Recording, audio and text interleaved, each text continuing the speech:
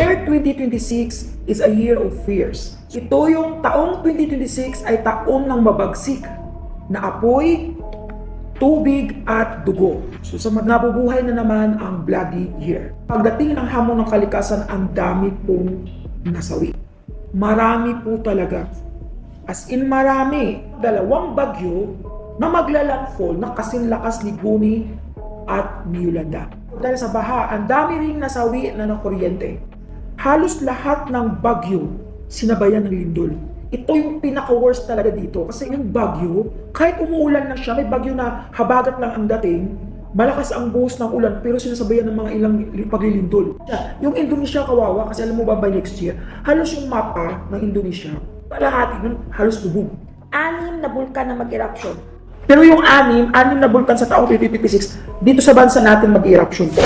Ang top 10 predictions ni Rudy Baldwin para sa taong 2026 Part 1. Patapos na ang 2025 at sinimulan ni Rudy Baldwin ang kanyang mga prediction. Ayon sa kanya, ang taong 2026 ay hindi lang basta taon. Ito raw ay year of fears. Year 2026 is a year of fears. Isang taon ng apoy, tubig at dugo. Hindi biro ang babala niya. Ito yung taong 2026 ay taon ng mabagsik na apoy, tubig at dugo.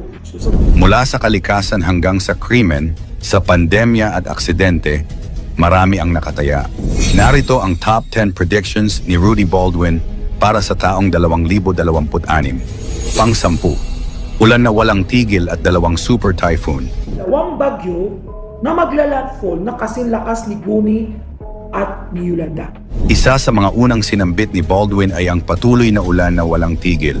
Sa kanyang vision, hindi katulad ng mabagsik na bagyo na biglang lilipas. Ang taong 2026 ay may ulan na hindi tumitigil, na umaabot ng ilang araw, na kasama ang mahinang hangin. Dagdag pa niya, magkakaroon ng 2 bagyo na magla-landfall, tinumbok niya pa ang pangalan ni Goni at Yolanda bilang sukatan ng lakas. Kahit hindi ganoon karami gaya ng sa taong 2025, sinabi niyang it ay mas matagal at nakamamatay dahil sa dami ng ulan. Pang-9. Baha at kuryente, delikadong kombinasyon. Dahil sa baha, ang dami ring nasawi na kuryente. Sinabi rin niya na sa taong 2026, baha ay hindi lang kalamidad. Ito ay panakot dahil maraming mamamatay dahil sa kuryente. Ayon sa kanya, kapag baha, nagdoble ang peligro dahil sa kuryenteng nasasalo ng tubig, maraming nabibiktima ng electrocution habang nasasaktuhan ang kanilang tahanan. Inihimok niya ang lahat na ayusin ang drainage system, ibaba ang linya ng kuryente sa tubig-prone areas, at huwag balewalain ang anumang patak ng ulan. Pang-8. Lindol kasabay ng ulan. Halos lahat ng bagyo sinabayan ng lindol. Ito yung pinaka-worst talaga dito kasi inuulit-ulit yung vision ko, inintindi ko siya na mabuti. 2026, talagang yung bagyo, kahit umuulan na siya, may bagyo na habagat lang ang dating, malakas ang buhos ng ulan pero sinasabayan ng mga ilang paglilindol. Marami siyang paulit-ulit na binanggit tungkol sa lindol, lalo na sa bagyo. Sinabi niyang kahit bumuhos lang ang ulan, may kasamang pagyanig na tila sinasamahan ng lupa. Ang kanyang vision ay maraming landslide sa mga lugar tulad ng Aklan, Abra, Baguio, Batanes, Bicol at iba pa. Payo niya, huwag maging kampante kahit sa mga lugar na dati ay ligtas. Dahil sa 2026 daw, lahat ang Baguio ay sinabayan ng lindol. Pang-7. Tsunami at pagsabog ng bulkan. May tsunami ulit, 6 na bulkan na mag-eruption. Isa sa mga pinaka-nakakatakot na hula niya, may 6 na bulkan sa Pilipinas ang mag-e-erupt sa taong 2026. Hindi lamang iyon, may malalakas na tsunami din sa ibang bansa, mauulit ito sa Asia. Bago matapos ang taon, 2 tsunami raw ang mangyayari sa bansa sa Asia. Sinabi rin niyang may isa sa mga bulkan na matagal ng tahimik ang magising biglaan, hindi total explosion, ngunit babala na ito, pang-6. Aksidente sa dagat at pagbagsak sa karagatan. Baldwin ay nagsabi ng pangitain sa pagbagsak ng eroplano sa tubig at aksidente sa karagatan, maging sa Pilipinas at sa ibang bansa. Hindi lang simpleng aksidente, maraming hindi na mabubuhay, lalo na yung sumabak sa karagatan o lumubog. Dagdag pa niya, Kahit sa yate, maging maingat. Maraming magsasagawa ng paglalakbay sa dagat sa 2026, pero may panganib. Panglima, sunog sa simbahan, terminal at public spaces. Isa sa mga sobrang nakakagulat na hula ang pagtalon ng apoy sa mga lugar na itinuturing na banal o pampubliko. Sabi ni Baldwin, maraming simbahan ang masasangkot sa sunog kahit yung bagong gawa pati bus terminal ay maaaring masunog. Hindi mo maipaliwanag kung paano ang simbahan bago pang gawa na susunog ayon sa vision niya. Number 4, taon ng krimen at pagpatay. Sa kanyang hula, sinabi niyang ang 2026 ay isang bloody year. Ang kriminalidad ay tataas. Maraming artista, vlogger at personalidad ang maaaring mapatay sa harap ng kamera o sa publikong lugar. Pangatlo, 3 pandemya at 1 bakterya. Malamang ito ang isa sa mga pinakakakaiba at nakababahala na hula. May 3 uri ng pandemya na papasok sa bansa sa taong 2026.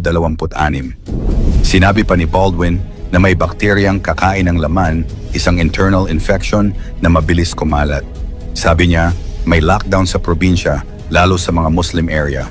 At heto pa, pabalik daw si monkeypox variant ng virus sa taong 2026. Pangalawa, trahedya sa mga OFW, aksidente, krimen, pagkasawi.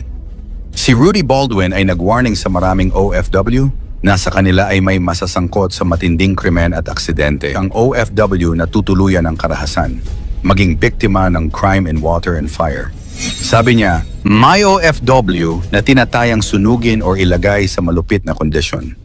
At ang ating number 1, Year of Fears, apoy, tubig, dugo. At ito ang pinakamalawak at pinakamalala sa lahat, ang tema ng buong prediksyon. Taong 2026 bilang Year of Fears, sinabi niya na 3 elemento ang susubok sa sangkatauhan. Apoy, tubig, at dugo sabayang pag-atake. Kalamidad, sunog, baha, epidemya, krimen. Sabi niya, mabagsik na apoy, tubig at dugo, hindi ito simpleng prediksyon, kundi babala para maghanda ang bawat Pilipino. Ang nakakatakot na hula ni Rudy Baldwin para sa taong 2026. Pangsaumpu, pagdami ng krimen at mga sunog sa publiko. Ayon kay Rudy Baldwin, magkakaroon ng sunod-sunod na krimen at insidente ng sunog sa mga pampublikong lugar. Sabi niya mismo, maraming krimen sa harapan ng publiko, may patayan, may pagsabog, may sunog na sinadya. Kabilang dito ang mga malls, terminal at maging simbahan. Ang ilan daw sa mga sunog ay hindi aksidente, kundi gawa ng tao, may mga grupong gustong maghasik ng takot o magtago ng katotohanan. Isa itong matinding paalala na kailangan nating maging alerto kahit sa mga lugar na akala natin ay ligtas. Isa sa mga sobrang nakakagulat na hula ang pagtalon ng apoy sa mga lugar na itinuturing na banal o pampubliko. Sabi ni Baldwin, maraming simbahan ang masasangkot sa sunog kahit yung bagong gawa pati bus terminal ay maaaring masunog. Hindi mo maipaliwanag kung paano ang simbahan bago pang gawa na susunog ayon sa vision niya. Pangsyam, pagkakaroon ng malawakang blackout or power shutdowns. Kasunod ang mga sunog at kaguluhan, nakita raw ni Rudy Baldwin ang mga malalawak na brownout sa iba't ibang probinsya at lungsod. Sabi niya, magtatapakan ang kadiliman sa bansa. Mawawalan daw ng kuryente at komunikasyon sa ilang lugar sa Visayas at Mindanao. Maaari itong dulot ng natural disaster o sadyang sabotahe ng mga grupong gustong magdulot ng kaguluhan. Magsilbi raw itong babala. Maghanda tayo ng mga flashlight, power banks at tubig dahil hindi raw ito basta-basta. Pangwalo, pagkalason sa pagkain at tubig. Isa sa kinakatakutan niyang pangitain ay ang pagkakaroon ng kontaminasyon sa pagkain at inuming tubig. Sabi ni Baldwin, may lason sa pagkain, may tubig na hindi dapat inumin. Maaaring mangyari ito matapos ang isang malaking kalamidad o giyera. Dahil dito, binigyang diin niya ang pag-iingat. Siguraduhing ligtas ang ating iniinom at kinakain, lalo na sa mga panahon ng krisis. Ayon pa sa kanya, hindi gutom ang problema sa 2026, kundi uhaw. Nakakatindig balahibo kung iisipin, dahil ito raw ay kasabay ng tagtuyot na kanyang nakita sa mga naunang hula. Pangpito, pagtaas ng mga insidente ng pagpapakamatay at depression. Isang malungkot ngunit makatotohanang hula ni Baldwin tataas daw ang bilang ng mga taong nagpapakamatay o dumaranas ng matinding depresyon. Particular daw sa mga kabataan, vlogger, at bagong artista na hirap sa pressure at fame. Sinabi niya, mataas ang bilang ng nagpapakamatay lalo na ang mga bagong sikat. Isa itong paalala na hindi lahat ng ngiti sa social media ay totoo. Sabi pa ni Baldwin, sa panahon ngayon mas nakakatakot ang lungkot na di nakikita. Kaya mahalaga ang pakikinig, pag-uusap at pananampalataya. Pang-anim, pagpasok ng terorismo sa Pilipinas. Isang diretsyong babala ni Baldwin. Maraming terrorist ang papasok sa bansa natin sa taong 2026. Sinasabing may mga planong pag-atake sa mga paliparan at daungan, kaya kailangan ng iba yung pag-iingat. Ayon sa kanya, maaaring konektado ito sa kaguluhan sa ibang bansa. Kaya raw mahalaga ang pagkakaisa ng mga Pilipino at pagbabantay ng pamahalaan. Hindi ito dapat katakutan, kundi maging dahilan para maging handa. Panglima, paglobo ng mga aksidente ng mga artista at vlogger. Muli niyang binigyang diin na maraming vlogger at influencer ang madadamay sa mga kakaibang aksidente. Ayon sa kanya, may mamatay sa harap ng camera. Ibig sabihin may mga trahedyang magaganap habang naka-live o nag-vlog. Nakakakilabot isipin, pero ito raw ay paalala na maging maingat sa paggamit ng social media at sa paghahangad ng kasikatan. Ang sobrang pag-viral kung minsan nagdadala rin ng peligro. Pang-apat, pagpasok ng panibagong sakit. Bukod sa mga physical disasters, nakita rin ni Rudy Baldwin ang posibilidad ng bagong sakit na kakalat sa ilang bahagi ng mundo. Hindi niya tinukoy kung ito ay virus o toxin, pero ayon sa kanya, hindi ito tulad ng COVID. Mas mabilis, mas tahimik. Maaari daw itong manggaling sa mga laboratoryong nakaligtas sa nakaraang pandemya o sa mga lugar na may kontaminadong hangin. Kaya raw dapat pa ring manatiling maingat kahit tapos na ang pandemya. Ito ang isa sa mga pinakakakaiba at nakababahala na hula. May 3 uri ng pandemya na papasok sa bansa sa taong 2026. Sinabi pa ni Baldwin na may bakteryang kakain ng laman, isang internal infection na mabilis kumalat. Sabi niya, may lockdown sa probinsya, lalo sa mga Muslim area. At heto pa, pabalik daw si monkeypox variant ng virus sa taong 2026. Pangatlo, pagkakagulo sa politika. Isa sa pinakatumpak na hula ni Baldwin ang pagkakagulo sa larangan ng politika. Ayon sa kanya, magkakagulo ang mga leader, magkakawatak-watak ang mga alyansa. Bago pa man pumutok ang mga isyong political nitong taon, nabanggit na niya ito sa isang video. Kabilang dito ang pagbalik ni Tito Soto bilang Senate President na nagkatotoo nga kamakailan.